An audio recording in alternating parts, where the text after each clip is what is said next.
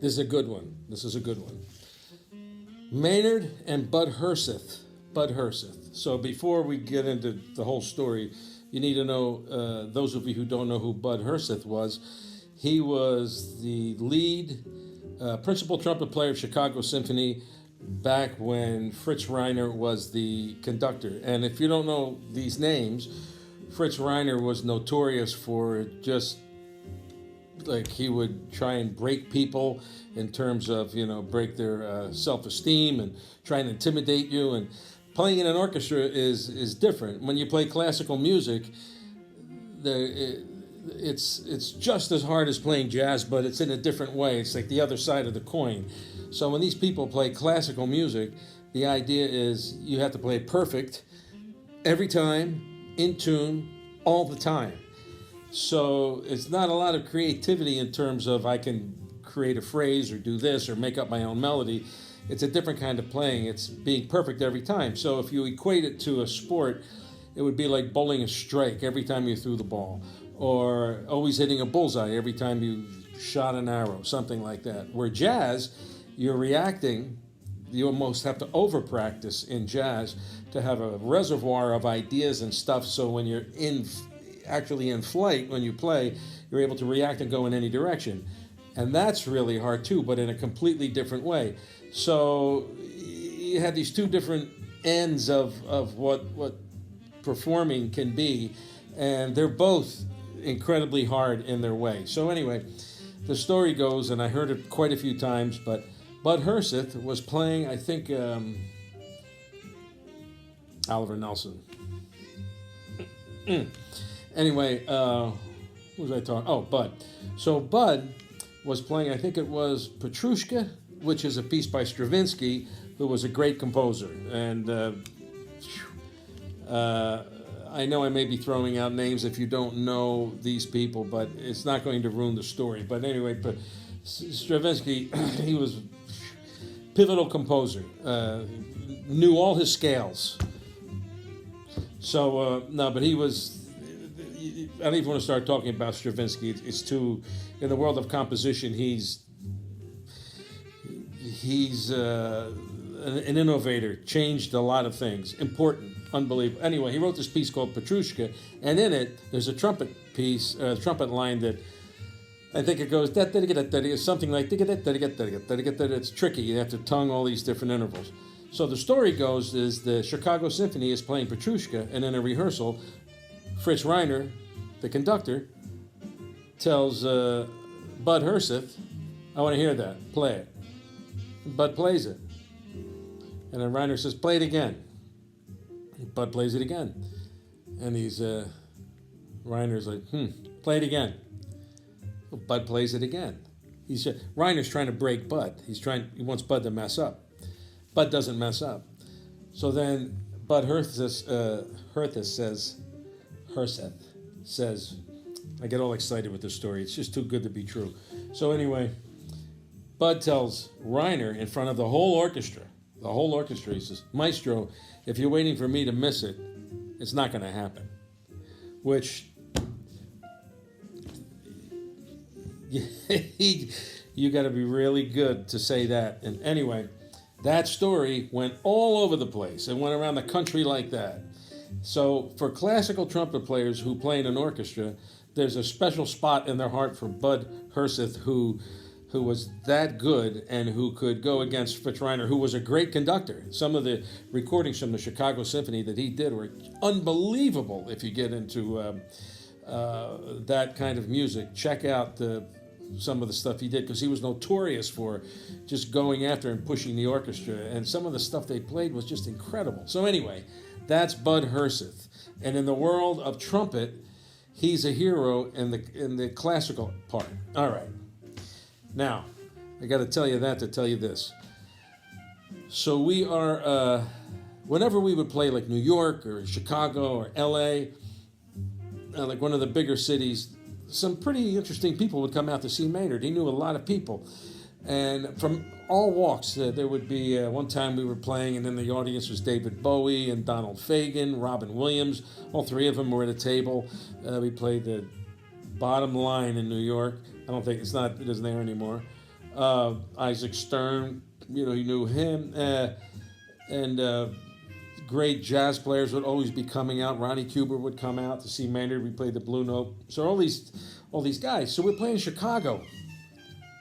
And we're playing the ballroom in the Blackstone Hotel, which is right on Grant Park, right on the main park in Chicago. And the ballroom where we played is the room where they filmed that scene from The Untouchables where Robert De Niro plays Al Capone and he cracks the guy over the head with a bat and at the table. That's the ballroom in the Blackstone. So we're playing that room. And who shows up to see Maynard? Because they're all buddies. They're all like, you know, hugging each other. Hey, how you doing? Is Bud Herseth. He comes in, and Buddy Childers, who played lead when Maynard was with Stan Kenton. So all these friends are coming out, and Bud Herseth, I think he called Maynard like the greatest living trumpet player of the century or something like that. Maybe I might have that wrong. Someone will tag on and correct me. But Bud and Maynard, seeing these two guys together was great. I'm a saxophone player, and I know how heavy Bud was. And Maynard, hey, how you doing, Bud? How you doing? But hey, Maynard, how are you? So they're talking. It was great. So he comes to see the concert, and we're playing in that ballroom. Now, I have to pause the story. For another $150 a week, you could load the equipment in and out of the bus. So Danny Jordan, great tenor player from Orlando. Google Danny Jordan. You'll see some great playing, great flute player, great tenor player. He and I were like the bigger guys, I guess, so they asked us, "We guys want to move equipment?" So what we would do is we would unpack the bottom of the bus and bring all these cases on wheels, and we would wheel them in and set stuff up. And then when the gig was over, we would go get changed and come back out and pack the stuff up and put it back in the bus. You made an extra $150, and you weren't doing anything anyway, so Danny and I did that. So we played the Blackstone Hotel. We set everything up, and I'm responsible. We all have different roles. Danny has to take care of certain things. I have to take care of certain things. Well, one of the things I had to take care of was this thing called the snake. And what the snake is, it's about a 50-foot long cord, maybe longer, where at the end it's about like that thick. And at the end, all these connectors come out, like maybe 8 or 10 connectors come out that plug into the board. And then you get the snake, and you're running from the soundboard all the way up to the stage. And on the other side of it comes these other adapters, and you would plug each microphone into it. So instead of running 10 lines from the stage to the soundboard, it all gets consolidated in this thing called the snake. So my job was to unplug it and then roll it up in this big like circle and put it in this box, but it had to be rolled up. That was my job at the end of the gig. In the beginning of the gig, I laid it out, and someone else connected it. All right. Woo! All right, so here's the story. So we play the gig goes great. I go downstairs to get changed, and usually Maynard would run off. Maynard would go up to his room, but he's got all his friends out in the crowd now. Buddy Childers, Bud Herseth, and a bunch of other guys. So I go down, I get changed. Danny and I, we get changed. We come back up, and I think Danny, like his job was to like unplug the wires and do other things, and I unplug the board, and I start to roll the snake up. So I look at the snake, and the snake goes like from the middle of the audience to the stage. Well, right in the middle is Maynard and Bud, and they're talking. And they're surrounded by a bunch of people, and to me, they just look like they were trumpet players because, I don't know, I just assumed they would be. And they're not talking. Well, they are kind of talking, but they're all listening, maybe 15 people. And the snake goes right in between this group of people that are talking. So I'm going to have to either tell everybody to move or roll this thing up as I'm, excuse me. So I start to roll it up, and I'm thinking, oh, man. And I see Maynard and Bud, they're kind of close together, and I don't know if they're talking, but there were a couple guys with pads and pencils, like they were jotting down notes. I guess they were trying to pick up trumpet tidbits that they could learn from this, whatever these two trumpet greats are talking about. And all I need to roll this thing up. So I start rolling it up, and as I get close to where everyone is, I can't do anything until people move out of my way. So I'm like, excuse me, sir. Oh, sorry, excuse me. And I get to Bud Herseth, and I'm like, excuse me, Bud. And he's, sorry. Oh, hey, how are you? Good, Bud. Excuse me. And I keep going. And as I get through this crowd, I hear Bud is talking to one of the people, and Maynard's talking to somebody else. Even though they're standing close together, they're talking to different people.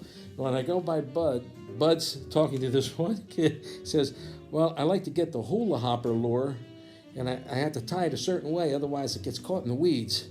And, when you go for catfish, they back into their logs and they open up their fins, so you got to reach in, be careful how you grab them because they don't want to come out. she said, and I keep moving by and I go by Maynard. Excuse me, boss. He goes, Gaylord's has the best tandoori chicken in the city and the best Indian food in the city. So I'm wrapping up this snake and I eventually leave the crew. I mean, I leave these people that are talking, and I get to the end and I turn and I look back, and all these, I guess they're trumpet players with their pad and pencil, they're all getting ready to write down all this, whatever they say. And Bud Herseth is talking about fishing, and Maynard's talking about Indian food. And the last thing these two guys want to talk about is the trumpet. I say, the last thing they want to talk about is that damn instrument. Maynard's talking about where do you get the best Indian food, who makes the best Indian bread. Bud's talking about how to fish and how to go after catfish. It was so funny to just think that here are the best in their, arguably some of the best in the world at what they do. And when they get a chance to just hang, it's the last thing they're going to talk about is this trumpet. And all these guys that are surrounding them with pencils and pads and ready to get this, all the little tidbits, all the secrets of trumpet playing. Well, they got the secrets, all right. They're gonna tie off all their lures while they're eating Indian food. That was good. Bud Herseth and Maynard. Man, I've never seen more trumpet players ready to take notes. And I wonder what they got, what kind of notes they took. Good stuff.